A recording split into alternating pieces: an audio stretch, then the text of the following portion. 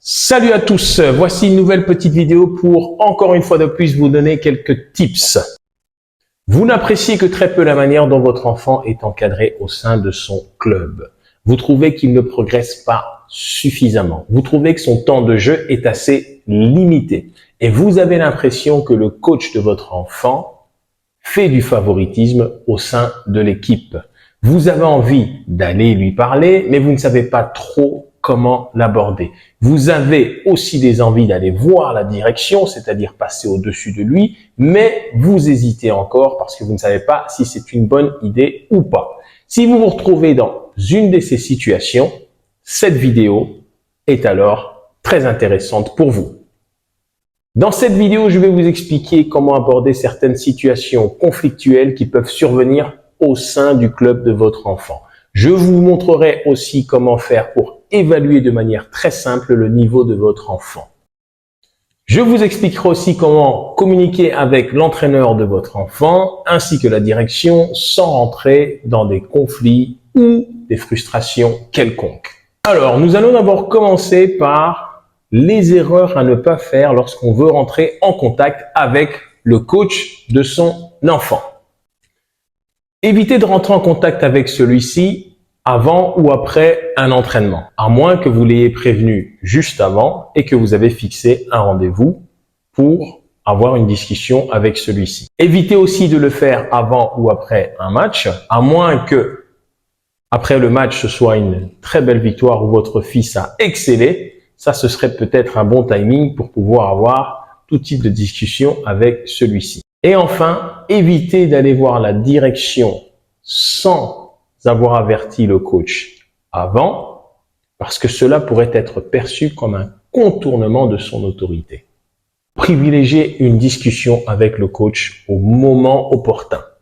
Les évaluations, normalement, sont faites pour ça. Avant de vous entretenir avec le coach de votre enfant pour tout type de sujet, il est toujours préférable d'avoir une discussion avec l'acteur principal, c'est-à-dire votre enfant.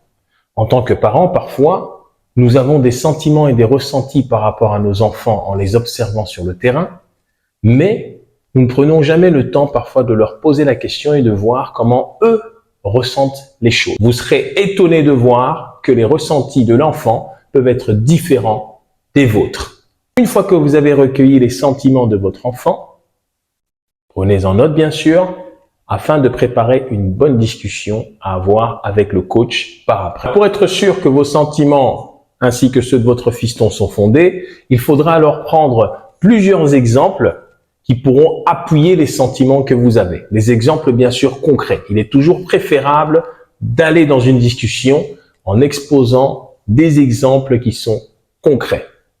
Si la situation a un impact assez significatif et qui fait que votre enfant ne prend plus plaisir à effectuer son sport, à ce moment-là, il faudra essayer de planifier un rendez-vous assez rapidement en essayant bien sûr de voir quelles seraient les possibilités du coach pour vous recevoir afin d'avoir cette discussion.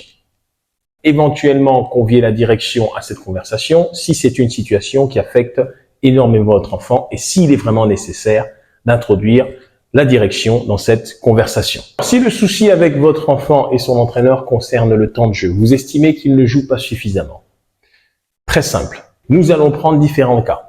Nous allons prendre le cas du jeu à 8 et à 5, où là, logiquement, tout enfant est censé jouer 50% du temps de jeu. Si malheureusement, le coach de votre enfant ne le fait pas jouer suffisamment, parce que c'est un coach qui malheureusement veut jouer la gagne, donc sur ce, il favorise les enfants qu'il estime être les plus performants pour se donner plus de chances de gagner, comment faire pour évaluer votre enfant et savoir s'il a le niveau pour jouer plus ou pas dans la catégorie dans laquelle il évolue. Lors d'un match, vous allez compter le nombre de ballons que votre enfant va toucher. Pour les ballons qu'il touchera, vous allez voir combien il en fait un usage positif et combien il en fait un usage négatif. Usage positif veut dire il reçoit le ballon, il fait une passe qui arrive à destination d'un coéquipier ou il fait une frappe au goal qui est cadrée. Il n'a pas perdu la balle, il a fait une action positive. Usage négatif veut dire que votre enfant reçoit la balle, il la perd tout seul en faisant un contrôle, ou qu'il fait une mauvaise passe qui n'arrive malheureusement pas à destination d'un coéquipier. Ça, c'est un usage négatif, ou qu'il se fait subtiliser le ballon tout simplement lors d'un duel, égale usage négatif.